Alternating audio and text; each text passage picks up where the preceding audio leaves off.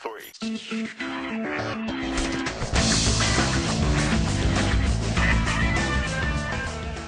Hey everybody, welcome to the Idiomatic Top 3. I'm sitting with... Eric. I'm a teacher, sometime writer. And I am Dimitri, Editor-in-Chief of Idiomatic and Movie Critic. And today, Eric, what are we talking about? Well, we're talking about books that were adapted into film. We all did it as students, right? We were assigned a book and we go, oh, there's a movie of it. I'm going to go watch the movie instead of reading the book. Then you go back to class and they're all talking about this amazing scene and you're like, wait, that was in the movie? And it's not. That's usually the way I feel about some of the adaptation because obviously you can't have an entire book in a film. You need to cut stuff out. Yeah. So you try to keep the spirit, if you will, the soul of the piece. I find also sometimes things cannot be translated into film. No, they can't. And the filmmakers sort of have to find different ways to communicate the same idea, but it doesn't betray the story or the spirit, but it has to betray the plot, if you will. Yeah. And I think, like, for example, a recent example is in The Hunger Games. If you read the actual book by Collins, it's very much about Katniss not being able to trust Peeta and going like, is he playing me? Does he really like me? What's going on?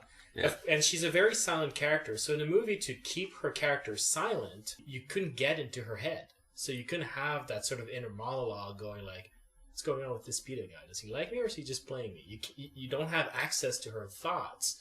Yeah, and they don't really do a voiceover either. No, which would have been clumsy. I think I approved them not doing that. What I find that they did is clever, though, is that they sort of switch it on its head where they expect you to sort of feel that way from Peeta's point of view. Peeta's a much more expressive character, so he gets to emote and he gets to show on screen his doubt. And so what they did is they switched it around and made Peeta go like, what's the deal with this Katniss girl? She like me or not? She playing me? Yeah. And I thought that was really clever to sort of keep that idea of paranoia, but just switch it to the character where it's more accessible to do it on film. Well, and also just the fact that in the book it's a lot of inner monologue and you get the sense as she's going through the forest, she's asking questions and so on. Well, what they do is, oh, here we are, we're seeing the evil, blah, blah, blah. Yeah. And they're kind of explaining it. Yes. As if it's TV, like being Big Brother or something like that.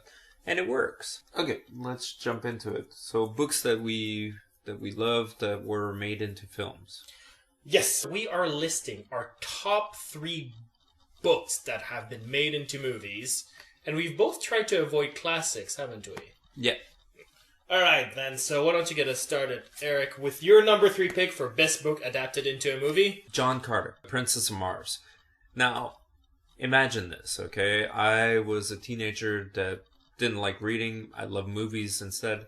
And my cousin gave me that book. I started reading it. I found it great. The adventures, everything. I was so into it.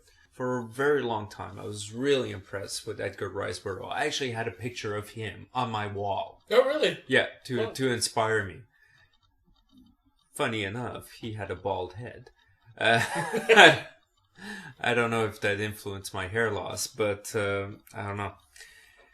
It did influence me a lot. And I was really excited when John Carter came out. And I was like one of the few people that actually enjoyed the film.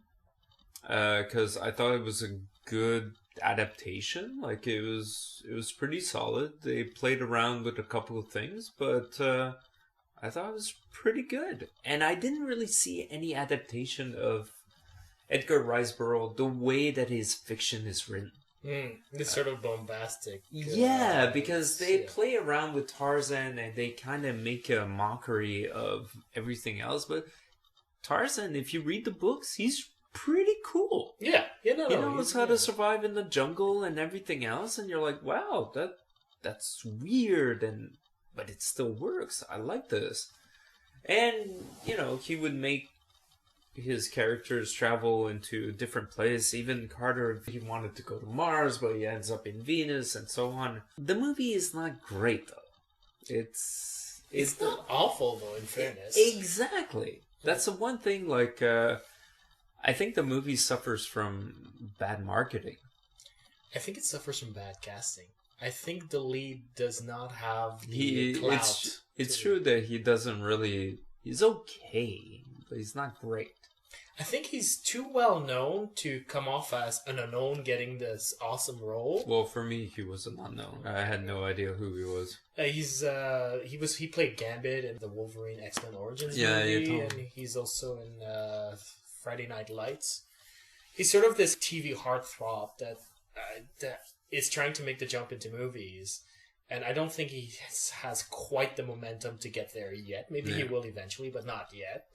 And they gave him like this multi-million-dollar thing to head off, and I think nobody was interested. It was like, oh, that guy? No. Yeah. And it's too bad. Like, the movie did terribly. And yeah, it's one of the worst flops in movie history. Yeah, and Disney invested a lot of money in it. Yeah. And they're going to do that to Star Wars next. No, yeah, exactly. But I did like it. I did think it was really good. That being said, the book was fantastic for me. And every now and again, I'll reread it. You know, I moved on as a reader, but I think Burrell is still an incredibly bold writer. And it's interesting because he would read Pulp Fiction all the time. And he just decided, he's like, okay, these suck. I can actually do better. So why don't I do it? And he started writing.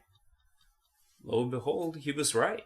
And he kind of honed his craft and told pretty big stories. And he just expanded a lot of the stuff. Even like his whole Mars series. Like John Carter, after the third book, he only comes back like the 11th. And then like he decided to expand on it. Sometimes it's his son, and at one point like he just takes a female character and he's like, I'm gonna follow her for a while now. And those are some of the books that he expanded on, and it's interesting because now you get like this big plot, different characters that are moving around. It was really exciting.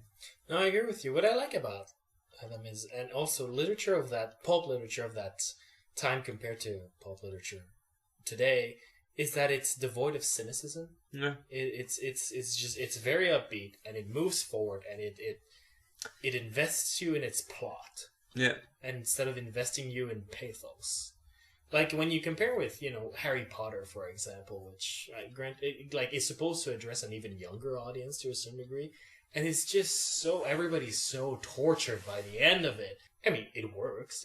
I'm not saying that Harry Potter's aren't necessarily bad books in terms of character development, but it's sort of like that's become the model today, and it's sort of so refreshing when you go back and read these books that just expect you to be sort of excited about adventure instead of trying to find where the pain is. Yeah, exactly. And it's funny, I was talking to somebody and they're like, yeah, but nothing happens. He runs away from the alien, gets caught by the alien, gets caught by other aliens, then he runs away, he escapes. I'm like, but that's an adventure. Those are the adventure books. They always do that. They always run away and then get caught and everything else. That's the point. But yeah, that's one of my top 3. I actually went retro a little bit as well, and pulp as well for my third pick. Yep. I went with I Am Legend, Richard Matheson. The book has been adapted like 17 times into film. I think The Last Man on Earth, The Omega Man, and then I Am Legend. It's a theme that everybody knows, right? Like, we've always had that part of, hey, what would happen if we're the last person? Yeah. Sometimes we imagine it when we're in a car and it's really noisy outside and you're like, yeah, wouldn't it be nice? And what I find interesting about that book, that of course, one of the things I find interesting about the book that the movies could never have captured is its play on literature. In a certain degree, first of all, it plays like a pastiche of Robinson Crusoe. And second, it sort of it's sort of a move towards the future, right? Because that's what the book is about. He's the last man on Earth. The vampires are sort of rising, and they're becoming evolved as well. And at the end of the book, without spoiling how, but he sort of comes to terms with that. And at the same time, he's sort of taking the gothic tropes, the vampires, and sort of giving them scientific explanation, as if he's moving horror fiction from the old tradition gothic into the new era, which is the post-nuclear era that has sort of dominated horror since then. So he's sort of playing with genre as well, in a way that, of course, the movies can't necessarily capture, especially, one that's made in, 2000 whatever, because it's way past that time where you can have that discussion. Yeah, no, it's true. Now, did you like the movie with Will Smith? I liked the director's cut of it. I thought the theatrical cut had me going mostly because of Will Smith's charisma, and then lost me at the ending, where I just thought the ending was really sanctimonious and stupid. Yeah. And the director's cut with the original ending actually has an ending that's a lot closer, spiritually at least, to what the book had. And that version works for me a lot more. Okay. That's interesting. And your number 2 pick, Eric. Cold Mountain. Oh, I thought you were going to say Twilight. Yeah. No, Cold Mountain, if you read this book, it is spectacular. We are talking about, it's basically the Odyssey, but in the South, during the Civil War. And you get this man, Inman, which is kind of a pun that they do in the Odyssey too, when he stabs the Cyclops. And he goes and he basically, it's kind of interesting because he's trying to go home to his Penelope. Mm-hmm. But he doesn't really know what he's going home for. Like, she's this woman that he shared a kiss with, but he's not really sure what he's going back to, but this is a sense of love that he felt, and he just wants to go back home. Universal theme that everybody can relate to. The movie? In this film, I don't know why, like, in the book, there's lots of black characters. In the movie, no, there's not that many. And even Renee Zellweger, that people are like, oh my god, she's so spectacular, she should win an Oscar. I thought she was horrible. Like, the way she's just grumpy. And in the book, she's like half black. Yeah. And I'm like, well, why? There's tons of black actors that are spectacular. Why didn't you hire one? Yeah, there was quite a bit of controversy about that. I know. And I just thought, like, well, why? There's tons of actors that want to work. So it was a weird thing, because the book, when you read it, you're like, it makes perfect sense. And then you see the film, you're like, well, why? Why'd you do that? And just a side note, Renee Zellweger is so annoying in that film. Like, the character in the book is feisty, is strong, and at one point the belle there, she's afraid of this rooster that is right there on the porch. Every time she goes out, the rooster basically attacks her. And this black woman comes, she's like, okay, I'm not going to be your slave, but, we can work together and we can do this. I can help you with the farm. I can help you with this. And as she's talking, she just grabs the rooster and just basically, like, wrings its neck. It's a good symbol. It's like, that's right, we don't need men around here. Like, we're the two women that are going to make it work.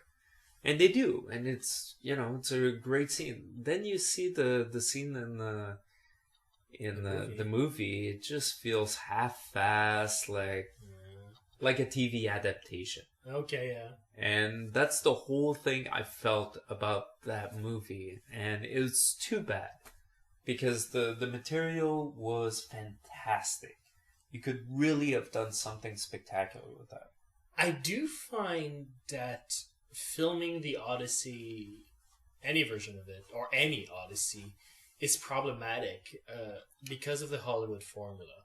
That's what happened with Episode 1, in my opinion. Episode 1, if you see it as this very episodic Odyssey-like movie, it sort of kind of works until it starts taking shortcuts. Like, it works until the Jedis go straight through Naboo into the planet's core to get to destination.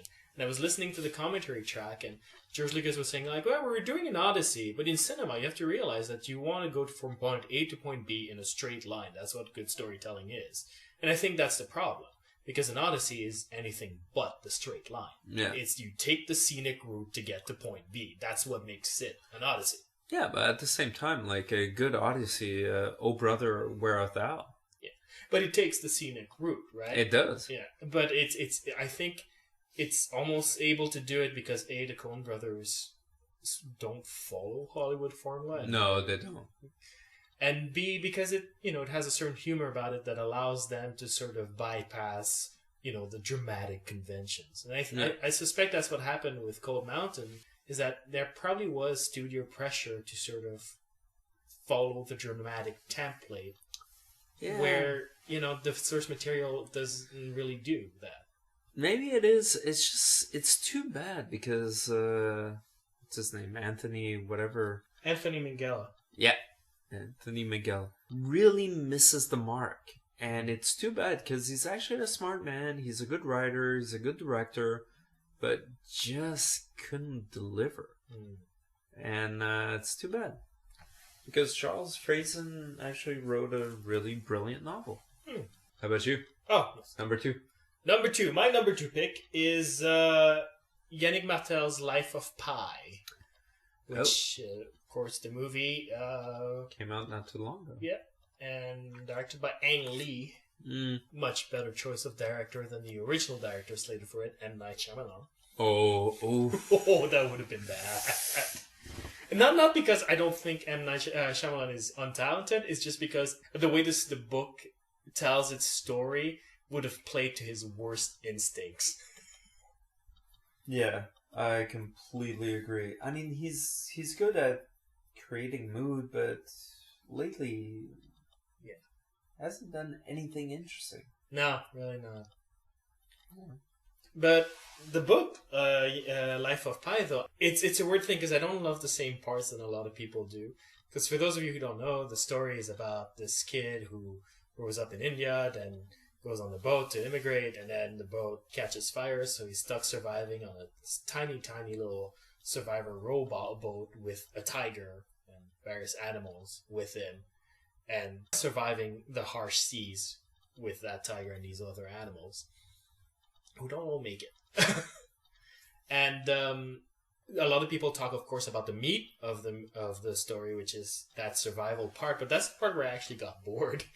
My favorite chapters of the first 3 ones where it's just about this kid who believes in every religion simultaneously, who's incapable of rejecting any system of belief. He tries to be Muslim at the same time as being Hindi, at the same time as being Christian, and at the same time as being Buddhist. And it's hilarious how he sort of tries to negotiate some of the slight contradictions in beliefs, and successfully so at that. I thought that part was so fascinating. Yeah, and even in the book, his parents don't really know what to do with that. Actually, the part I loved in the book was when he was describing what it's like to grow up in a zoo, animals in a zoo, and how they're very territorial. And I kind of like that. I thought that was really interesting. It gave me a different perspective of what was a zoo. Right, yeah. Because you just think, oh, it's jail for the animals, no, not really. Most of them, like, they kind of like it. It's their own little territory. So, yeah, that was the part that, for me, I found interesting in the book. Yeah, no, and I found that interesting as well. No, yeah. Definitely. No, it's because it's a really well-rounded, fascinating character. And I mean, like, even if my interest waned a little bit when we got the tiger stuff, it was just, the same thing going on, it still carried me through because by that point, I had grown very attached to that character. Yeah, you want to find out what happens next. Yeah. And then it sucker punches you at the end brilliantly. I love the ending. I it's such a cliche and so tried to say, well, an ending made you think. It's sort of like, hopefully a lot of stuff makes you think, you know what I mean? But it is a thought-provoking ending. It is something that invites you for a wider reflection, the ending, and I like that a lot. Yeah. Okay. All right, your number 1 pick for best book adapted into a movie? The Quiet American. Oh, yeah, I like that. Yeah. Um, it's the recent one. This is a Graham Greene novel, and I'm referring to the movie with Michael Caine and Brendan Fraser. Brendan Fraser. Here's a guy that did George the Jungle and lots of goofy.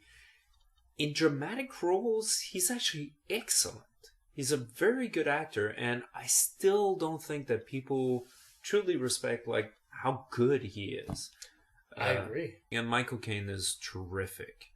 I don't always like Michael Caine. Oh, really? No, he's not my favorite actor. At the same time, I have a lot of respect for him. He's definitely. He doesn't need me to tell him he's good. But no, I really like that film, and I thought it was just well made. We're doing best book adapted to movie. So how did you feel about the book, though? Oh, I liked it. I liked it a lot. It was good. It was good. No, I liked it. And Graham Greene. I mean, I'm a fan. I really like Graham Greene. I think he's a great writer, and very pulpy too. So yeah, you always have an interesting turn and interesting plot twist. Sometimes like his endings, you're kind of like, ooh, there has to be a twist here. But still, he's one of my favorites. So, yeah. My number one pick, like yourself, is a combination of I like both the book and the movie. And that happens to be Amy Tan's The Joy Luck Club. Oh, yeah. I like that film. It was the movie adaptation was directed by Wayne Wang, and it features a whole slew of Asian. I think it actually features all the Asian actresses in Hollywood except Lucy Liu, and I'm grateful for that. But it actually is one of the movies I discovered when I was a teenager and fell in love with completely. I think. Yes, part of it is because, the immigrant culture, the Asian immigrant culture, I could relate to particularly easily. But it's also, it's about generations. It's about the relationship you have with your parents. And I think everybody can relate to that, especially if you're a teenager. And especially a lot of it was about relationships. And I know one thing I remember, this one guy that would have everything 50-50. Right, yes. Right? And to the point that it becomes ridiculous. But for him, like, oh, this is what I do, 50-50. And for him, that was his version of equality. But it became like so twisted, the way that he would see it. And then she's kind of realizing, like, he doesn't love me. Right. Like, this is... And it wasn't even a question of money. It was just a question of, no, this is not what I want. I actually want passion. Yeah. And that, for me, is one scene that sticks out that I still remember of the Joy Luck Club. But yeah, I liked it. The scene that for me like really resonated is the one where June, played by Ming Na, sort of complains to her mother that like you never notice me, like you're always comparing me with the other girl, and the other girl's always coming out on top. And the mother sort of turns to her and goes like, no, I know who you are. At the table there was lobster, everybody took the best part, and you took the worst part so that everybody else could get the best part. I know who you are. I know what you're worth. That made me bawl my eyes out. It's beautiful. What's interesting is years later, when I finally got the courage to get the book and risk ruining the movie by reading the book is much more cruel. June never gets that moment. You get a sense that the mother understands who she is, but that June doesn't realize that throughout the story.